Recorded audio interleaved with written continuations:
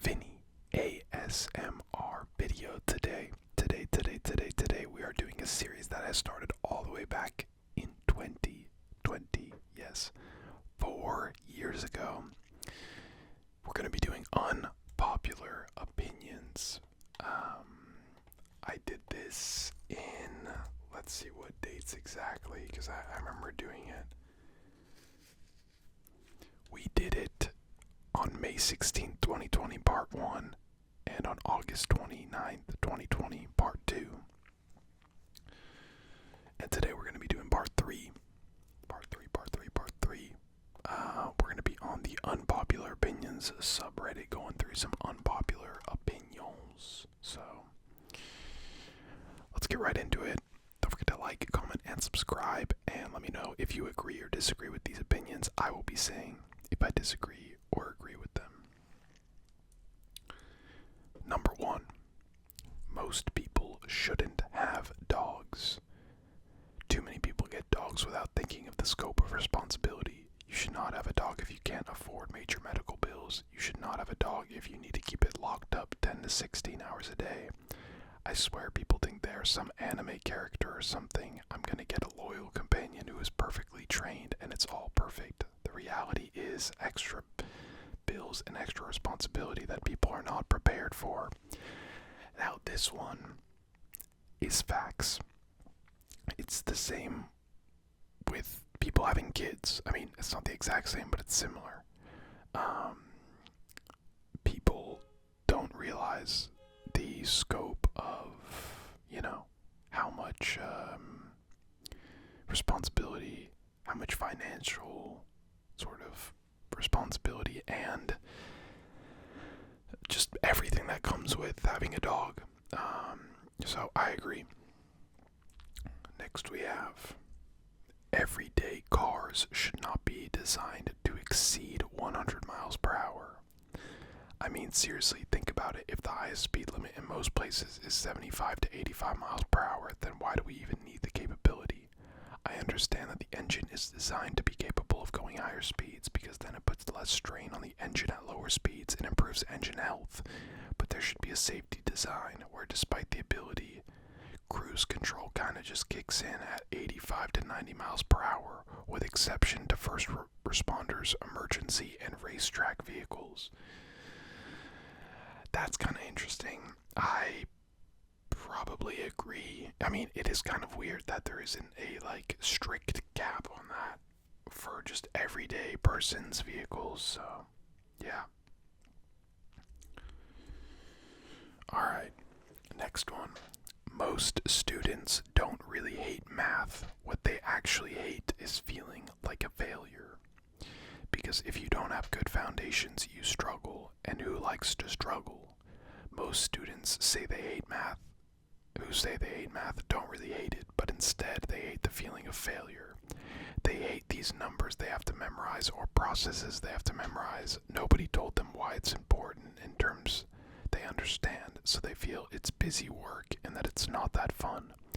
So slowly they start to not care until they're forced to care or be retained. Sometimes it's the teachers or parents or students, sometimes it's all three. But the point is people like success and they dislike failure. Yeah, I think that one's valid.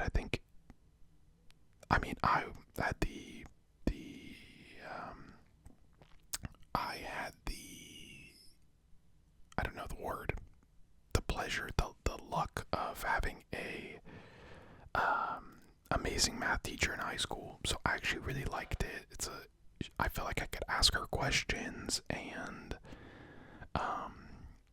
she would help me until I fully understood. But I think for a lot of people, yeah, it just doesn't make sense to them. So their brain kind of shuts off when they see numbers or even letters in math, like x equals whatever, things like that. So, yeah, valid. Next one, if someone catches a ball at an MLB game, that's a baseball game, with their bare hands, don't pressure them to give it to a kid.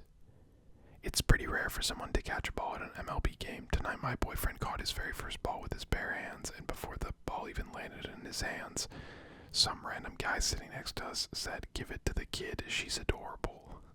Who are you to tell us what to do with the ball? My boyfriend ended up giving it to the kid, though.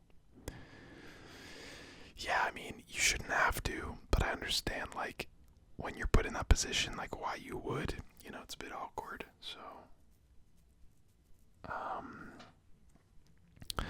Yeah, I get it. I probably agree. You shouldn't be pressured. Like, I wouldn't pressure someone to give it to a kid, obviously, so.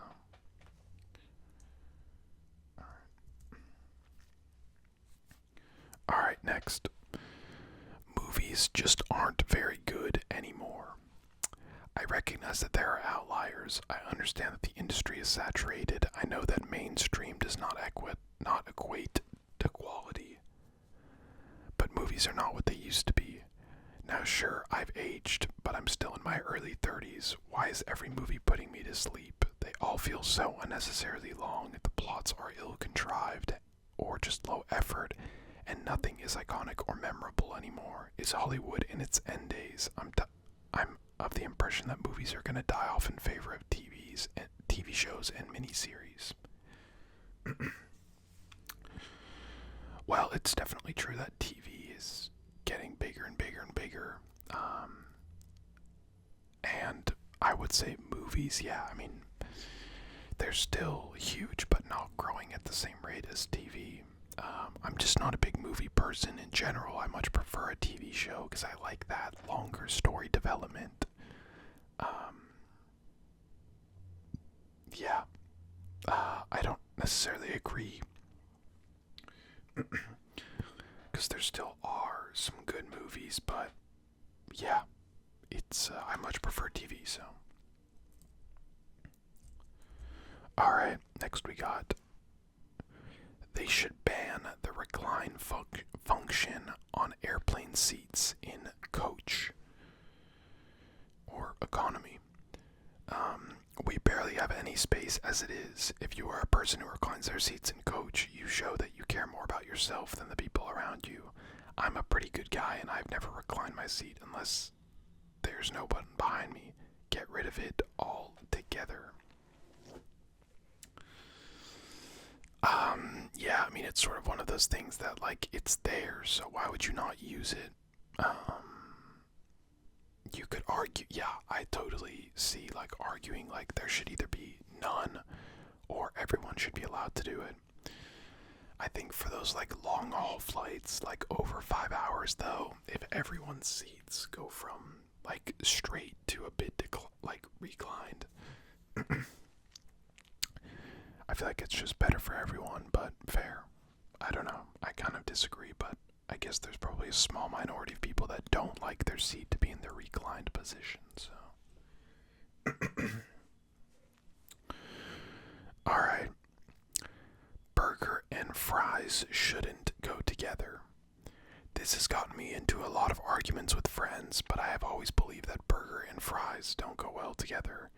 The fries and the burger buns are both rather dry and starchy, which makes the whole experience so boring. And I believe fries would go much better with some meat and sauce, and burgers would go better with some sort of salad. But together they do not complement each other.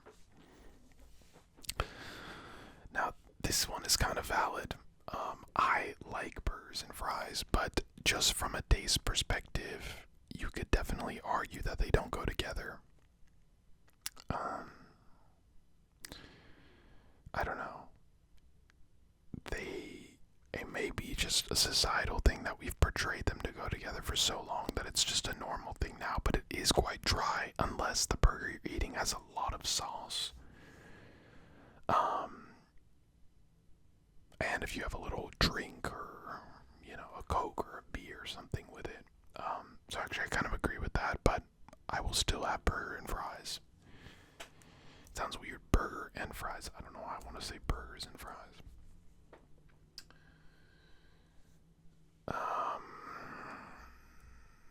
Which one do we have next?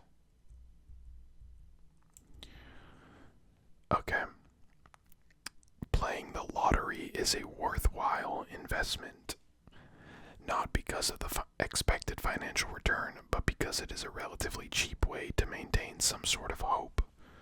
For many people, realistically achieving complete financial freedom or even generational wealth is simply not feasible.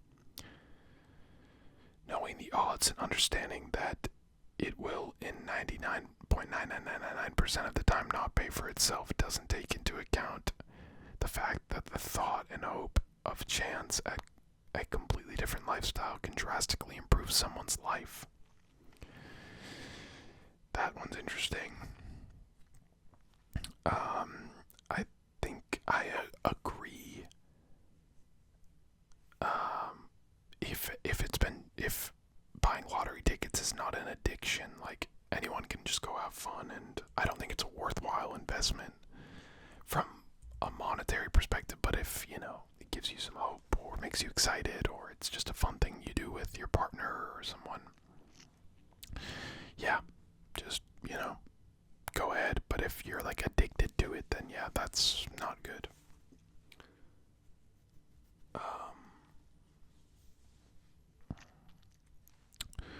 Alright, next one.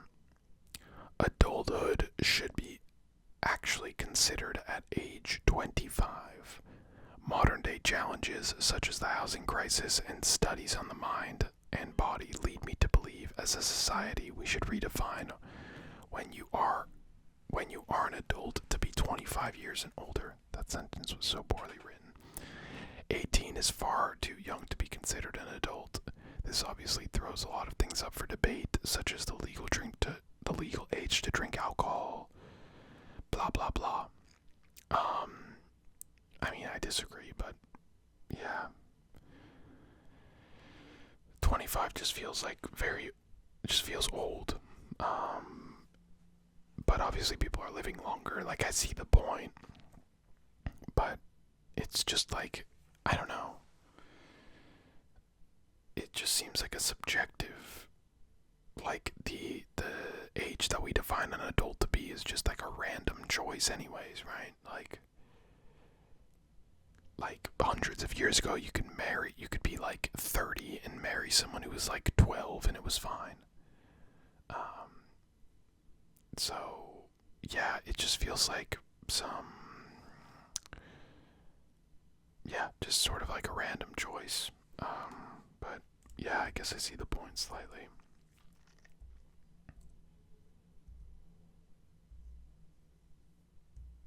Alright. And we'll end on this one. Being one of the first people to board a plane is pointless. Learned this lesson by accident once when I got my times confused and arrived at my gate as they were last calling me, walked on, sat at my seat for about 2 minutes, and the plane pulled away from the gate. At that moment, I decided I would never board early again. Why rush to sit in an uncomfortable seat for 30 minutes while everyone just walks past you, rubbing against you, banging their luggage off of everything, and hovering over you?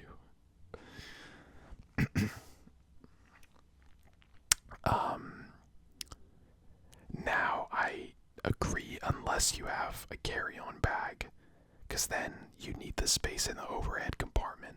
But honestly, other than that, I fully agree. Like, I totally get your point, so that one is valid. Yeah, I think that's about it from me for this video. Let me know if you guys have any unpopular opinions. And yeah, don't forget to like, comment, and of course, subscribe to the channel. I'll catch you guys next time. Peace.